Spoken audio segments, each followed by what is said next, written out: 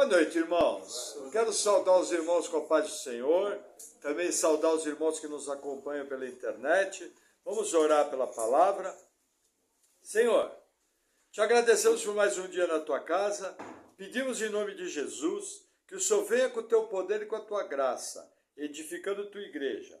Senhor, me capacita a transmitir a palavra de maneira bíblica. Edifica a tua igreja nessa noite. Amém. Amém. Amém, irmãos. Estamos estudando os 10 mandamentos. O que nós aprendemos de importante? Veja, a lei de Moisés cessou. Qual o principal motivo? Mudando o sacerdócio. Necessariamente se faz a mudança da lei. O sacerdócio da lei de Moisés era o sacerdócio que vinha da tribo de Levi. E Jesus, como nós sabemos, é da tribo de Judá. Não apenas isso, ele é sumo sacerdote, segundo a ordem de Melquisedeque, que aparece lá no livro do Gênesis. Então, o que acontece? A lei cessou na nossa prática religiosa. Porém, na nossa salvação, Deus fez algo maravilhoso. Ele tirou a lei das tábuas de pedra e gravou ela no nosso coração. Então, assim, é impossível viver a vida cristã sem prestar atenção nos 10 mandamentos, sem prestar atenção no decálogo. Por quê? Porque cada mandamento, ele protege um aspecto importante da vida com Deus. Os mandamentos nada mais são do que a ética cristã. Eles são reflexo, eles funcionam como um espelho do que é importante para Deus, do que Deus pensa, do que é um critério de vida cristã. Então, assim, o fato de eu ter a lei escrita no meu coração tem que servir como um incentivo. Para quê? Para mim buscar a vida naquele parâmetro. Então, assim, essa discussão, a lei cessou, a lei não cessou, é uma discussão secundária. Por quê? Porque tendo ela gravada no meu coração, sendo habitado pelo Espírito do Senhor, o fruto vai aparecer. Como eu costumo dizer, você não vê uma bananeira fazendo força para dar banana. Da mesma maneira que um cristão cheio do Espírito Santo, cheio da palavra de Deus, ele vai dar fruto naturalmente. É algo que vai surgir, a busca da santidade, a consagração, a busca de que Deus é o primeiro. E nesse processo de santificação, os 10 mandamentos são de extrema importância. Por quê? Porque eles vão servir de luz. Eles vão servir de uma pavimentação, como se fosse uma rodovia diária. Agora, sempre que eu lido com eles, o que eu tenho que lembrar? Que ele protege um aspecto maior. E agora nós passamos pelo primeiro, segundo e terceiro mandamento. E agora, primeiro, segundo e quarto mandamento. E agora nós vamos avançar. Obrigado. E agora nós vamos avançar nisso. Então vamos lá. Livro do Êxodo, capítulo 20, versículo 7. Diz assim: Não tomarás o nome do Senhor teu Deus em vão, porque o Senhor não terá por inocente o que tomar o seu nome em vão. Irmãos, esse mandamento é muito interessante, porque você precisa ter uma cautela muito grande com ele. Por exemplo, quando eu era pequeno, lembra que eu falo para vocês que se eu morresse com 7 anos, meu destino era inferno? Porque eu pecava, sabia que era pecado, e limpava a boca e estava tudo bem. Inclusive conhecia os 10 mandamentos. Tinha decorado na catequese da igreja. Falava-se os 10, rasgando o verbo. E eu lembro que quando o pai e a mãe apertavam, a primeira coisa que eu falava, juro por Deus que eu não fiz isso. Aí eu fazia assim. Entendeu? Uma mentira na cara lavada. O que é isso?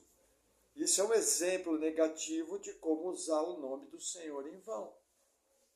Olha a seriedade. Além de usar o nome do Senhor em vão, ainda estava envolvendo o nome do Senhor nas minhas mentiras. E usando o nome santo do Senhor como maquiagem para o meu pecado. Mas você olhava e falava, nossa, que bonitinho esse menino, cabelinho loirinho, não sei o que, um anjinho. Irmãos, filho de Adão, natureza de Adão. Esse é um dos aspectos de tomar o nome do Senhor em vão. Agora, o que eu preciso tomar cuidado com isso? Os judeus sabiam desse temor. Os fariseus sabiam desse temor. Só que eles chegaram ao absurdo de não pronunciar o nome. Tanto é que nas orações judaicas a palavra mais comum, a mais usada era Adonai. Adonai nada mais é que Kyrios, Senhor no Novo Testamento. Adonai no Antigo. Para quê? Para não pronunciar o nome. Para vocês terem uma ideia da seriedade dessa prática, a pronúncia se perdeu. Nós não sabemos com 100% de certeza qual que era a pronúncia do nome do Senhor. Esse aí é o outro lado. Então, os dois lados são danosos. Então, o que acontece? Mandamentos como esse me lembram a usar o nome do Senhor com reverência. Por exemplo, hoje em dia, como é que eu vou expressar isso? Irmãos, eu vejo Deus como meu pai. Mas eu também tenho muita dificuldade com aquela religiosidade barata. Sabe aquelas pessoas que impostam a voz? Senhor, com perdão dos nossos pecados. Sabe aquela coisa distante de Deus que não tem poder nenhum?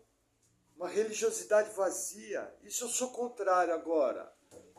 O fato de eu ser contrário não quer dizer que eu não tenho que ter reverência. Já vi gente falando, pô, Deus é o cara. O que você está falando do Criador do Universo? Sabe, falando de maneira imprudente, falando de maneira irreverente. Então, assim, eu creio que é muito importante o bom senso, a inteligência, o equilíbrio. Então, da mesma maneira que você não pode colocar Deus como uma figura distante, intangível, você também não vai tratar Deus de qualquer maneira.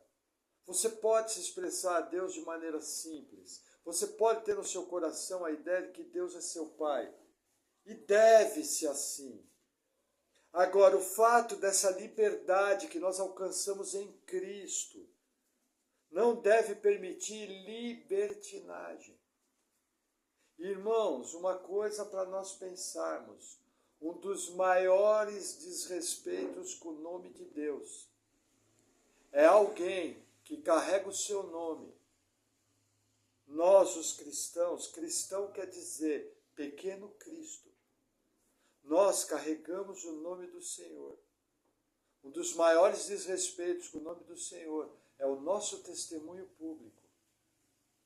Pessoas, quando estão olhando para nós, elas têm uma expectativa. Muitas vezes uma expectativa distorcida, como se nunca nós fôssemos errar. Nós erramos, somos imperfeitos. Agora, o que eu estou falando aqui é o erro com intenção.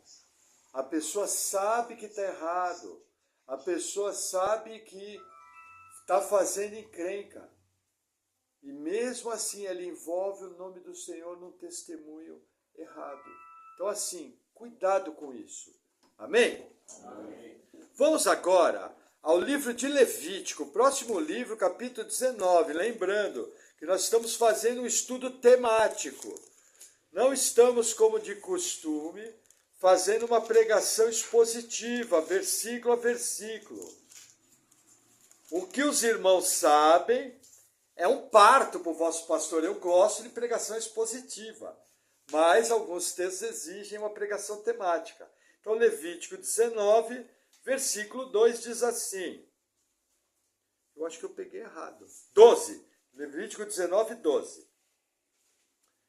Nem jurareis falso pelo meu nome, pois profanarás o nome do teu Deus. Eu sou o Senhor. Irmãos, lembram quando nós estudamos alguns textos do Antigo Testamento, que toda vez que aparece eu sou o Senhor, é para você levar a sério aquilo? O que acontece? Havia pessoas em Israel já nessa época que juravam falso pelo nome do Senhor. Esse versículo é um desdobramento de Êxodo 7, é uma aplicação. Veja, eu tenho a lei de Moisés. O Pentateuco é o cumprimento da lei. E o Novo Testamento, o Antigo Testamento, é o desdobramento da aplicação da lei. Tanto para bem como para mal. Então, esse versículo aqui, ele está explicando os aspectos do decálogo. Não jura pelo meu nome. Porque o juramento aqui entende o seguinte, voto. É o voto do Antigo Testamento.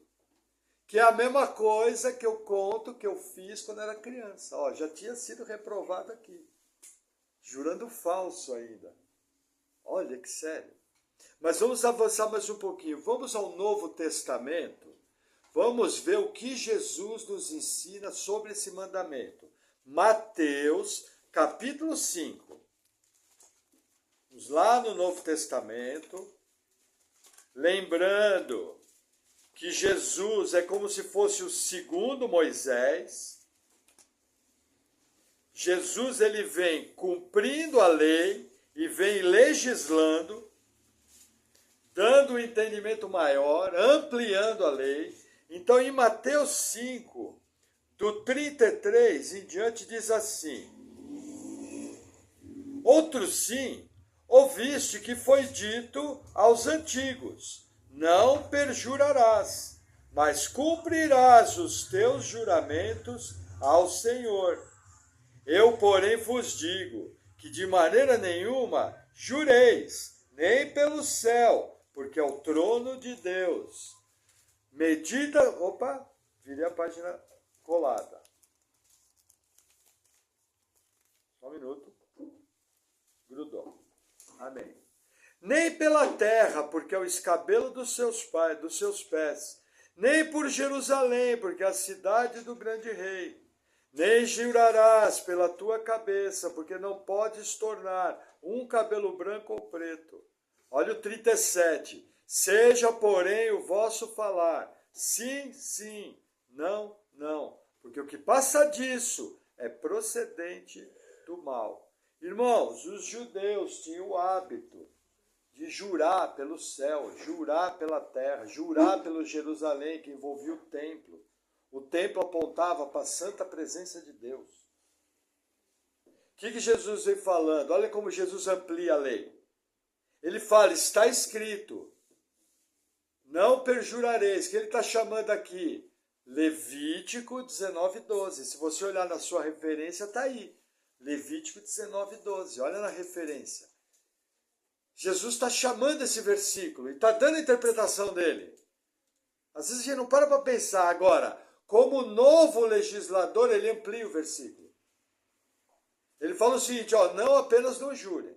Vocês não vão jurar nem pelo céu, porque é o trono de Deus, nem pela terra, que é o escabelo dos pés, nem pelo templo, que representa a presença de Deus. A partir de agora, na nova aliança, o teu falar é sim, sim, não, não. Irmãos, falar uma coisa para vocês, eu não falo isso com alegria, e que o Senhor me livre de me achar melhor que qualquer irmão. Mas no meio cristão, a palavra de muitos crentes não vale uma gota d'água. O camarada fala, e a palavra dele não vale nada.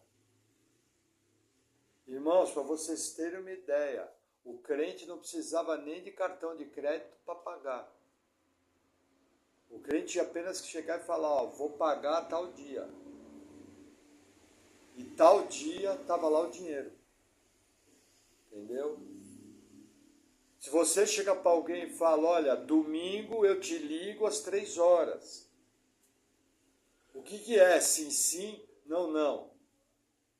Sim, sim, domingo eu te ligo às 3 horas. Irmãos, os crentes não respondem o WhatsApp.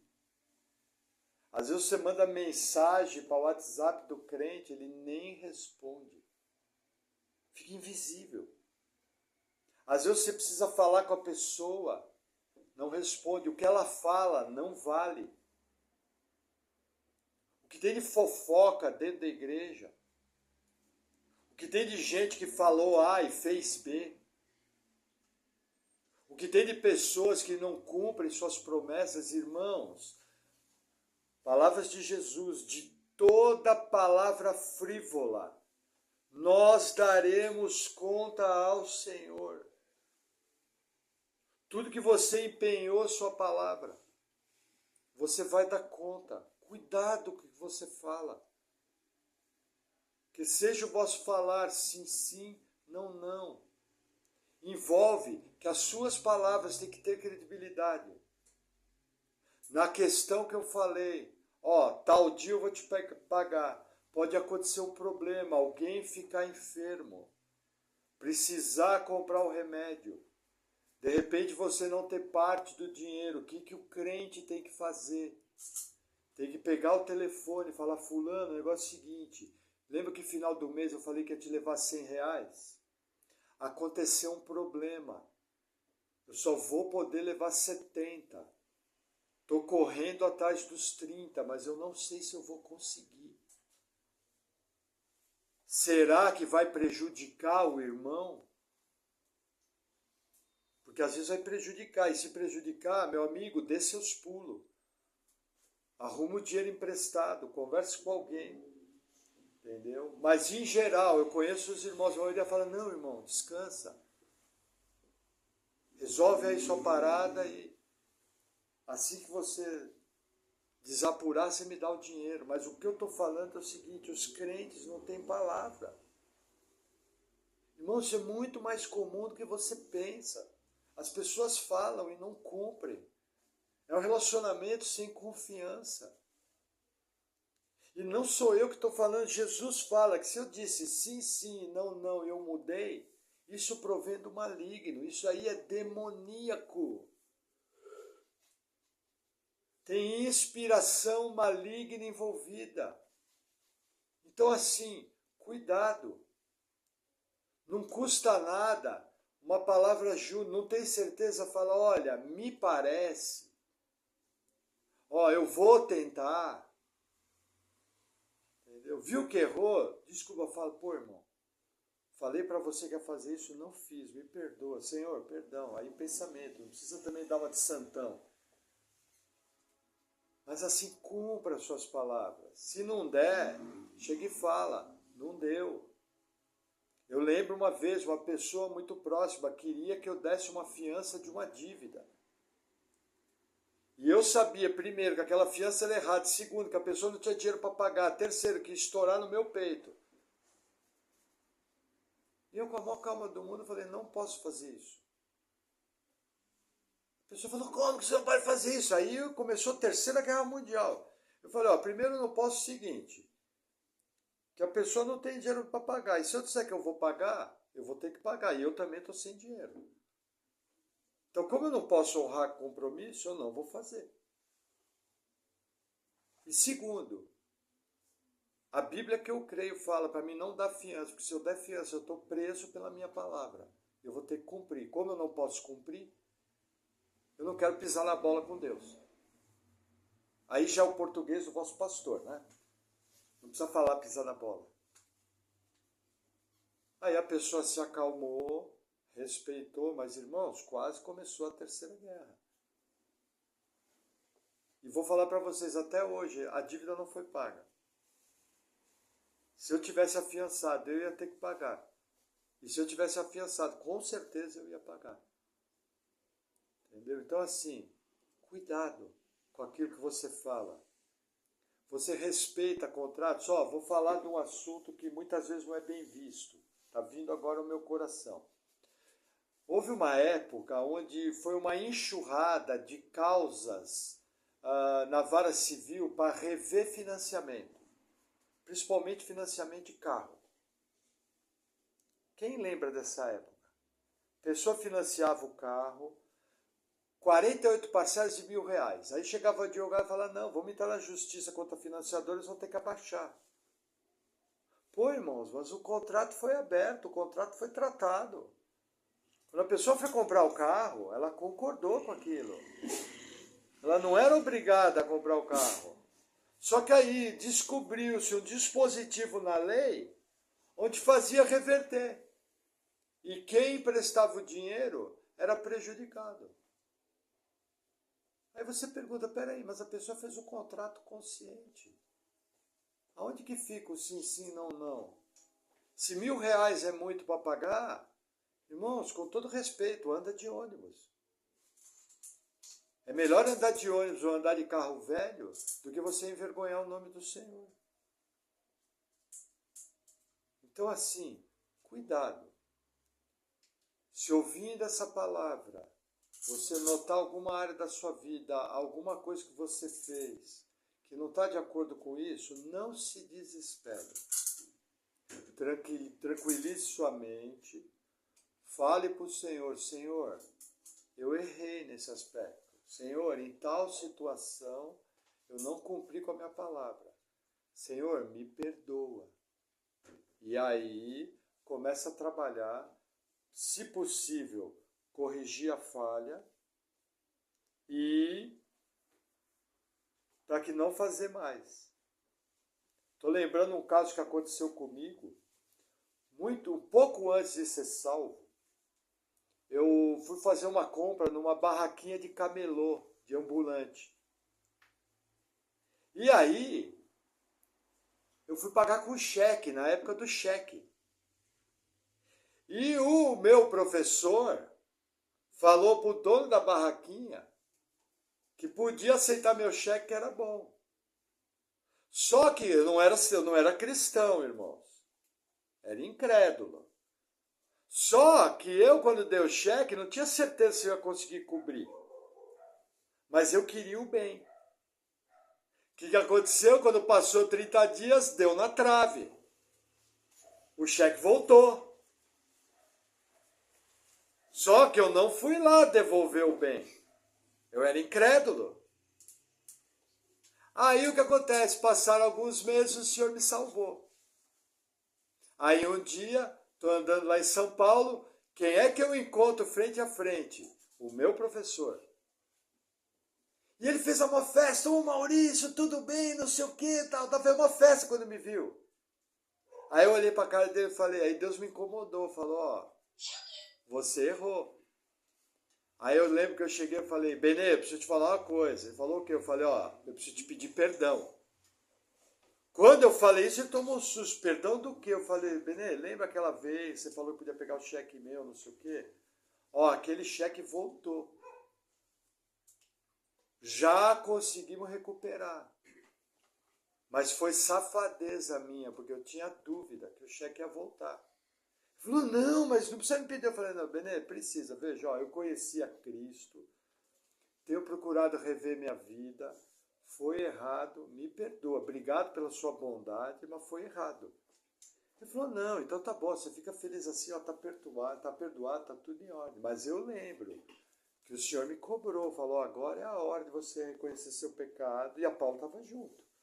Você reconhecer o seu pecado e pedir perdão. E a vergonha na cara? Entendeu? Então, assim, lógico, isso foi uma experiência pessoal minha. Mas, irmãos, me fez um bem, porque quando nós aprendemos a pedir perdão publicamente das nossas falhas, nós começamos a andar em temor. Porque ninguém é otário de ficar o tempo todo pedindo perdão.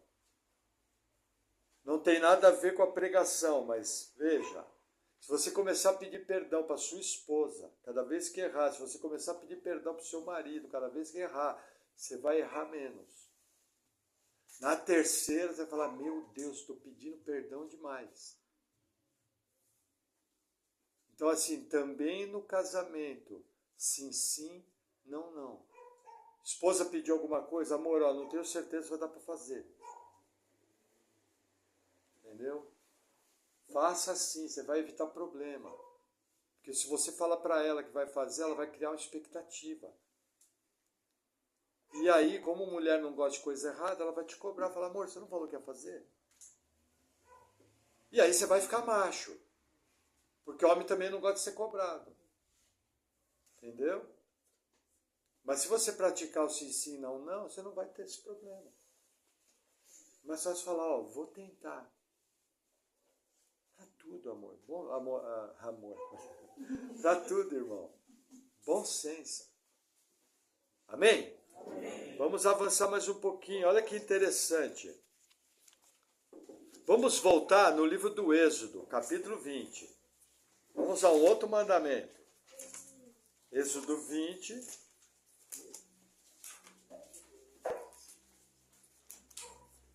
Deixa eu falar mais uma coisa para vocês, viu, irmãos?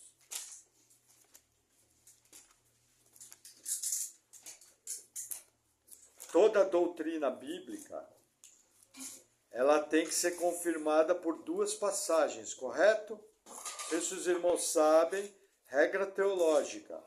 Tudo para ser uma doutrina tem que ser confirmado por duas passagens. Aí eu acabei de ver aqui, vocês não precisam abrir. Eu vou ler um versículo para vocês. Tiago 5,12.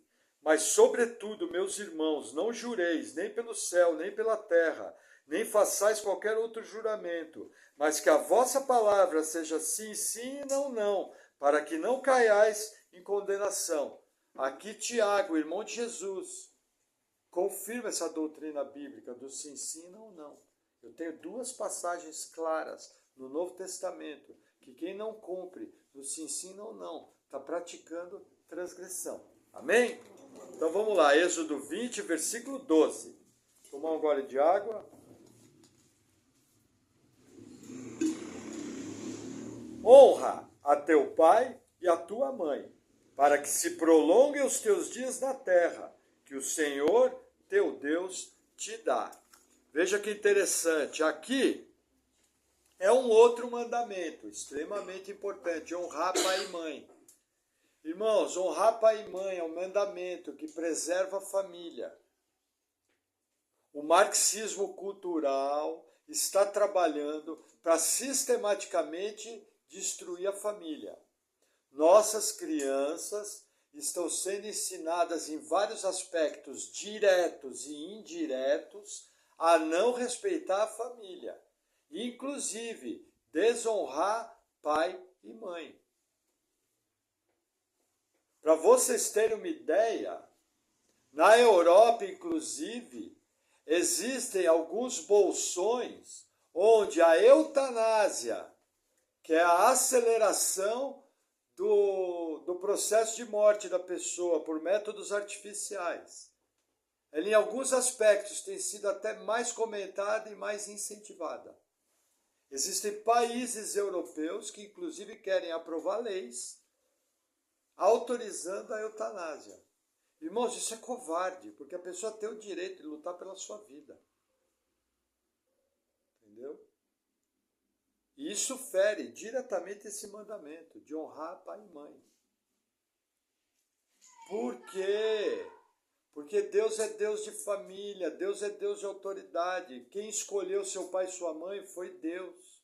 Se você não está contente com seu pai e com a sua mãe, está dizendo, Deus, na minha opinião, o senhor é um incompetente. O senhor pode até ter criado o universo, mas de pai e mãe o senhor não entende nada. Porque eu não gosto do meu pai e da minha mãe. Irmãos, muitos de nós temos pais e mães, alguns são incrédulos, alguns são imperfeitos. Mas cuidado, existe um limite na palavra que não deve ser ultrapassado. Seu pai e sua mãe são vivos, de repente fizeram alguma coisa que não deve, fizeram alguma coisa que transgrediu a palavra. Você com muito respeito, com muito amor, bolinha baixa, como fala lá na minha terra, baixo e fino. Você coloca, ó pai, ó mãe, tal coisa aconteceu, ó, não foi bom, por isso, por isso, por isso. Por isso, por isso, por aquilo. Entendeu? Com respeito, com dignidade. Lembrando que você não é obrigado a fazer os desejos de um idoso mimado, que quer fazer as coisas do seu jeito, que quer viver a vida conforme bem entende, que não quer dar satisfação para ninguém. Honrar pai e mãe não é concordar com coisas contrárias à Escritura. Porque existem os dois lados. De um lado existe o desrespeito. E do outro lado existe um monte de idoso, mimado, que quer realizar sempre os seus caprichos.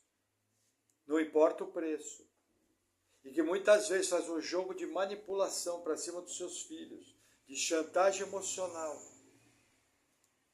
E principalmente você é crente, essa chantagem vai deixar você desconfortável.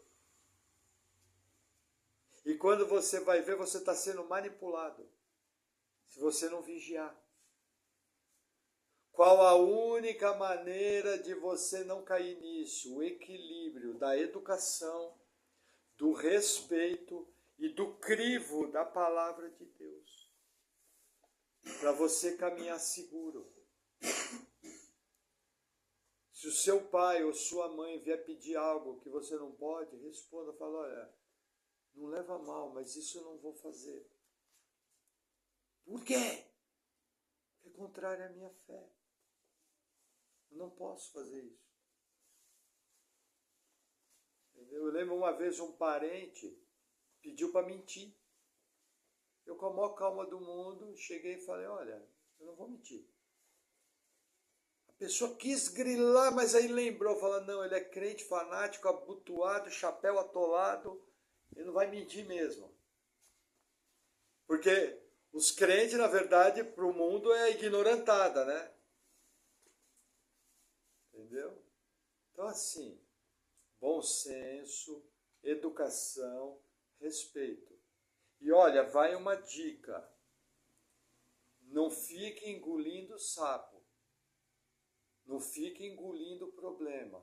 Quanto mais problema você engolir, mais mal vai fazer para você e mais problema vai ter para resolver no futuro.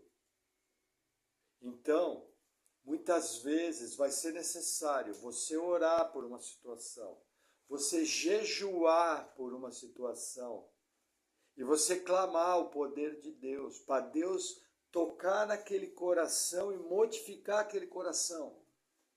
Existem coisas que somente o poder do Espírito Santo pode fazer. Não é a sua palavra bonita, não é a sua frase bem ensaiada, não é isso. É poder de Deus. Muitas vezes nós temos que nos humilhar. Já expliquei, alguns do nosso meio não pode jejuar, tranquilo, mas você pode fazer uma consagração. Por algumas horas do dia, só se dedicar à palavra de Deus. Ouvir palavra, ouvir louvor, leitura bíblica. Está se humilhando, fala, Senhor, eu estou aqui buscando o Senhor na tua palavra, porque eu sei que somente o Senhor pode pôr a mão nisso. Se o Senhor não fizer, ninguém faz. O problema é que muitas vezes nós somos obstinados e queremos resolver tudo no nosso talento. Irmãos, eu sou assim. Eu acredito demais na minha oratória. Lógico que é uma oratória Almeida corrigida e fiel. Mas, irmãos, é confiança em mim. Então, muitas vezes eu tenho que baixar a bola, segurar minha onda, ir para o jejum, ir para a oração. E depender do Senhor, senão nada vai acontecer. E nas relações familiares, muitas vezes isso aí é necessário. Tem parentes nossos que não são fáceis. São de um temperamento difícil. Inclusive, são uma tentação para nós pecarmos. Porque às vezes você vai ouvir coisas... E não tem coisa que fere mais do que um pai, uma mãe, falar algo que não te agrade. Isso fere, isso machuca. E às vezes tem vontade de falar, quem é que você pensa que é para falar isso para mim? Aí você ouve, segura, já dá aquele calor, assim, eu que sou carnal, né? Já sobe o calor aqui, assim você trava. E aí você pensa 500 coisas em 30 segundos. Aí o Espírito Santo ministra a tua vida, você lembra, não vou pecar. Isso aí é uma tentação. Aí a unção do copo d'água, né? Quem conhece a unção do copo d'água? Carlino, aprende a unção do copo d'água. Quando falar uma coisa que você não gosta, você pega um copo d'água e faz assim.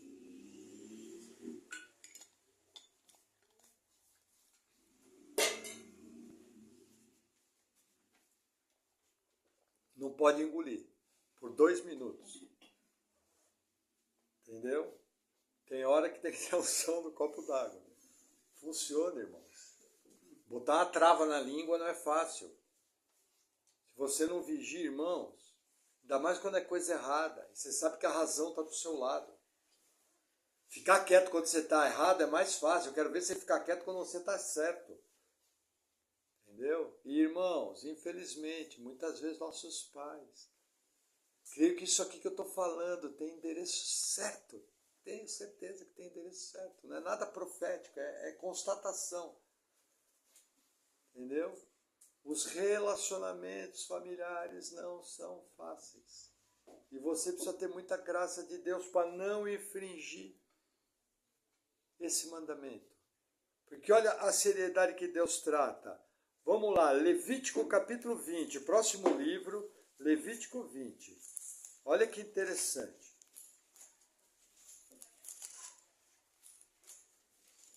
Levítico. Irmão, sempre lembra, quando você for estudar a Bíblia, você tem uma Bíblia com referência. Para que é aquela referência? Para você encontrar outras passagens que falam do mesmo assunto. Por que isso é importante? Existe algo chamado revelação progressiva. Êxodo foi escrito antes de Levítico. Êxodo está falando, honra teu pai e tua mãe para que te prolongue os dias nessa terra. Levítico vai ampliar essa teologia. E olha o que vai falar, Levítico 20, versículo 9. Quando um homem amaldiçoar a seu pai ou a sua mãe, certamente morrerá. Amaldiçoou a seu pai e a sua mãe, e o seu sangue será sobre ele. Irmãos, cuidado. Amaldiçoar, presta atenção. Vamos supor que o seu pai fale uma mentira. Amaldiçoar não é dizer, pai, o senhor falou uma mentira. Isso não é amaldiçoar. Entendeu? Amaldiçoar é você maldizer a pessoa. Meu pai é um safado, sem vergonha, mentiroso. Sempre mente. Sempre. Você está me dizendo que todas as vezes que seu pai fala, ele mente. Todas as vezes que ele age, ele é mentiroso, ele é safado, é desonesto. 100% das vezes. Entenderam a diferença? Uma coisa é você julgar a obra. Irmãos, pode acontecer de falarem a mentira mais deslavada na sua frente e você, no meio da situação, achar por bem ficar quieto. Só para não dar briga. Só para não começar a Terceira Guerra Mundial. Tudo isso é um equilíbrio, é um discernimento vindo do Espírito Santo. Será que vale a pena entrar na contenda? Será que às vezes é melhor ficar quieto, deixar para lá? Muitas vezes nós somos muito combativos, irmãos. O mundo ocidental, início do século XXI, é um mundo onde todo mundo tem razão, e todo mundo quer dar opinião, e todo mundo quer dar pitaco. A pessoa mais humilhada que já pisou nesse planeta era o Criador do próprio universo. Foi cuspido, esbofeteado, pregado numa cruz. E a Bíblia fala que ele não abriu sua boca. Que maior exemplo do que esse? Então o que eu estou querendo ensinar para você? Estou querendo ensinar o caminho da moderação. Muitas vezes você vai ter que aprender a ficar quieto. Deixa para lá. Num momento apropriado, talvez uma terceira pessoa fale. Já vi várias vezes em relações familiares, coisas que eu queria falar. E o Senhor dirigiu a fechar a boca. Sabe quando você vai falar e o Senhor... Presta atenção, irmãos. Tem hora que você vai abrir a boca, você é restringido. Tipo... Talvez já aconteceu com você nunca percebeu. Várias vezes já aconteceu comigo. Sabe quando você dá aquela conversa, agora mudando um pouco de assunto, não é pai e mãe. Sabe aquela conversa na roda do trabalho? Aí, de repente, de uma maneira despretensiosa, você vai falar que você quer trocar de carro, por exemplo. Aí quando você vai falar, eu estava pensando em, quando você fala em, você se sente restringido. Aí na hora você já muda, aí no jogo do Atlético. Entendeu? Irmãos, presta atenção. Se você for moderado para falar, dá tempo do Espírito Santo, do domínio próprio do Espírito Santo, que é um fruto, se manifestar. Isso é sabedoria. Entendeu? E com pai e com mãe, com filho e com filha. É muito importante você saber como agir. Mais à frente nós vamos ver o contrário, a relação com os filhos. Amém? Vamos a mais um texto, Deuteronômio 5. Amplia um pouquinho mais essa teologia. 2 livros à frente, Deuteronômio 5. Olha que interessante.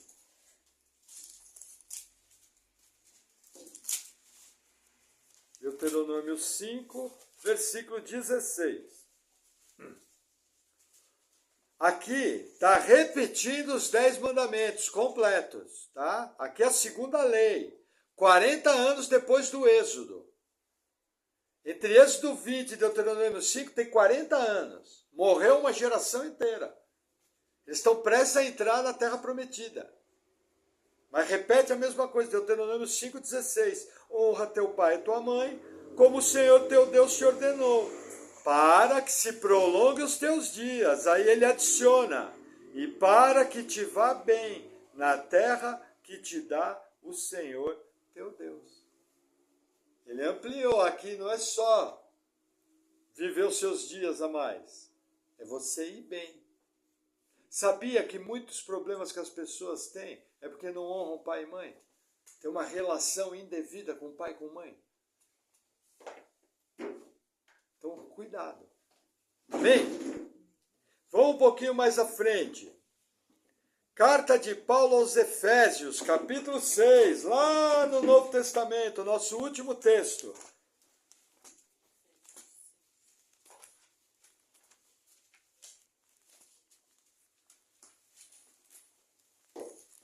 Opa, passei. Cheguei em Filipenses, eu passei. Efésios, está aqui. Efésios 6. Versículo 1. Diz assim: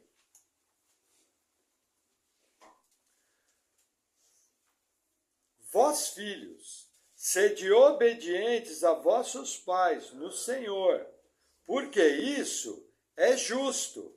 Aí olha que interessante. Honra teu pai e tua mãe, que é o primeiro mandamento com promessa, para que te vá bem e vivas muito tempo sobre a terra. Olha que interessante.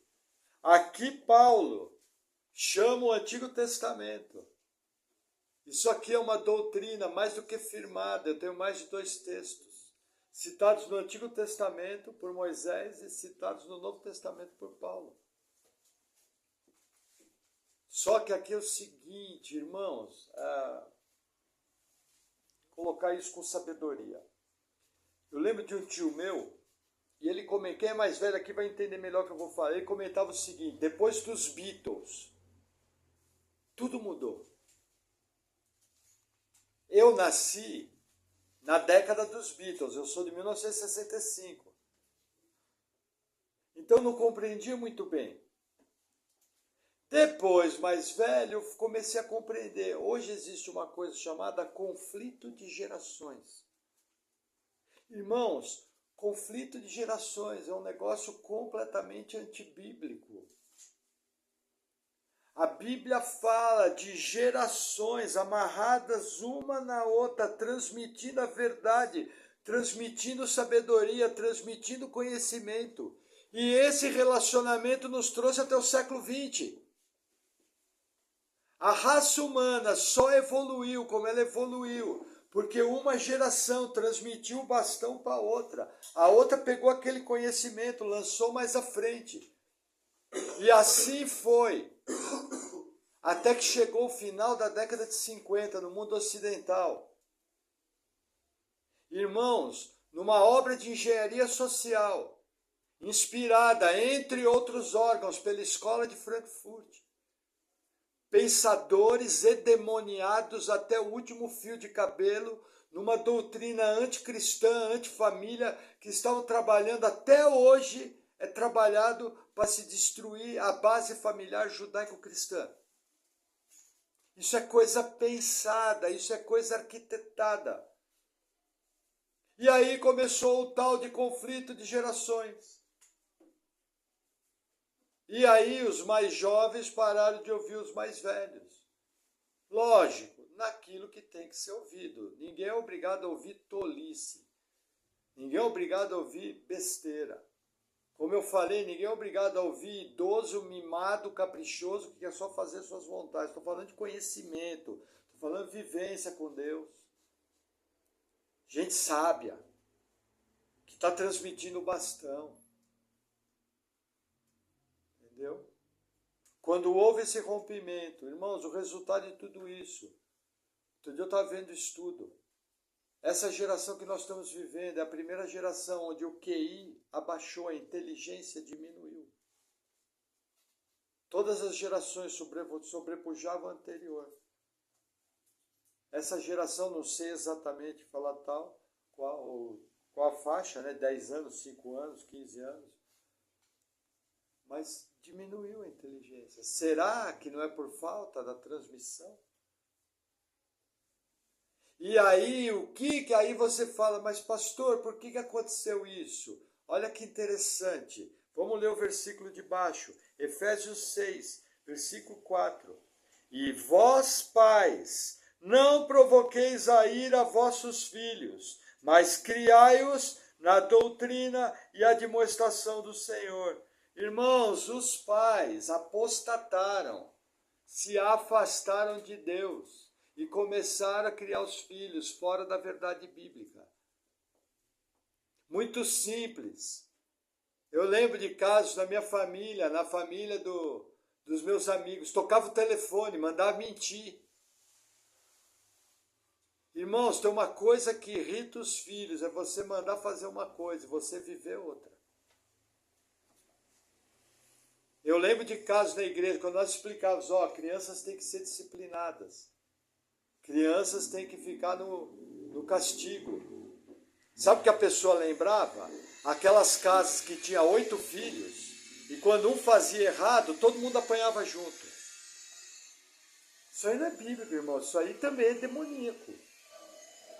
Agora, você pegar a criança, para ela se acalmar, você explicar, falar, olha, se você tentar botar o dedinho na tomada, você vai ficar lá no cantinho do pensamento. E vai pensar 5 minutos. E a criança vai lá com o dedinho tentar pôr. Você pegar ela e falar, papai não falou que não era para pôr? Então assim, vem cá e põe lá. A criança vai chorar, vai se acalmar. Aí você tira de lá e fala, por que você ficou de castigo? Porque eu desobedeci. Então, vamos orar a Deus pedindo perdão. E vamos orar a Deus para que você possa ser obediente. Isso é criar na demonstração do Senhor. Outra coisa, eu não quero ser pesado para ninguém, mas eu tenho uma responsabilidade como seu pastor. Você tem que procurar de todo o seu coração, de toda a sua força, tentar viver aquilo que você acredita. Senão é conversa mole para boi dormir. Entendeu? O que mais irrita filho é isso. E se for filho de pastor, pior ainda. Entendeu? Pensa num trem que é crente, filho de pastor. Porque como os filhos de pastor sofrem, o cara não pode fazer nada errado que todo mundo olha. Entendeu? Mas tem que ter um exemplo. Tem que ter alguém que ele olhe e fala, nossa, meu pai e minha mãe não são perfeitos, mas estão tentando. Quando você errar, peça perdão. Fala, filho, mamãe errou. Filho, papai errou, você me perdoa? Você vai ver que você não vai apenas estar bem com Deus, você vai ganhar o respeito dos seus filhos e a admiração. E quando seu filho for mais velho e você já tiver partido para estar com Jesus, o seu exemplo vai ficar. E você vai ser reconhecido como um homem, como uma mulher de Deus, cheio do Espírito Santo, que deixou um legado de alguém que não era um fariseu cego, carregador de Bíblia, cantador de hino, era alguém que era sincero com Jesus e estava tentando, apesar da nossa limitação, apesar da nossa natureza pecaminosa, fazer o certo. Porque esses mandamentos não é apenas para você decorar, que nem eu fiz quando eu tinha 7 anos, são para ser vividos os seus princípios. E sempre que você tentar viver a verdade da palavra de Deus, irmão, pode ter certeza, você vai se dar bem. Não está conseguindo? Graça. Não está conseguindo? Ora. Não está conseguindo? Novamente. Lá vem o chato do pastor Maurício. Jejua. Irmãos, o meio reformado não tem o hábito de jejuar, está errado. Porque o jejum quebranta a nossa carne. O jejum é para mim. Sabe aquela encrenca de 2 pernas? É para mim. Não pode jejuar. Faz uma consagração. Fala, Deus, essa semana eu vou pegar de cabo a rabo. Vou ler a Bíblia, vou estudar, vou pegar palavras desse tema que eu estou procurando, tal. Quero ver se Deus não muda a sua vida. Busca o Senhor com sinceridade para ver se o poder do Espírito Santo vai te capacitar. Mas tem que ser sincero, né? Tem que buscar de verdade fazer a vontade de Deus. Amém? Amém. Vamos orar? Senhor, obrigado por tua palavra. Muita coisa temos para pensar nessa noite, Pai. Mas a minha oração é muito simples. Que o Senhor nos capacite a viver uma vida cristã verdadeira. Que nós possamos estar vivendo aquilo em que acreditamos. E que, apesar da nossa limitação, a tua superabundante graça venha nos capacitando para toda boa obra. E que nós possamos ser agradáveis ao Senhor e darmos um bom testemunho em nossa vida. Oramos essas coisas em nome de Jesus. Amém. Amém, irmãos. Glória a Deus. Deus abençoe a sua vida.